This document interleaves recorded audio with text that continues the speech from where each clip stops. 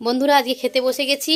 আর আজকে মেনুতে কি আছে বলো তো? গরম ভাত, তার সাথে রয়েছে ভর্তা, স্পেশাল ভর্তা, ডিম ভর্তা। আর তার সাথে রয়েছে এই যে বরবটি পেঁয়াজ মশলা দিয়ে ভাজা। ডিম ভর্তাটা একটু স্পেশালভাবে মাখানো হয়েছে।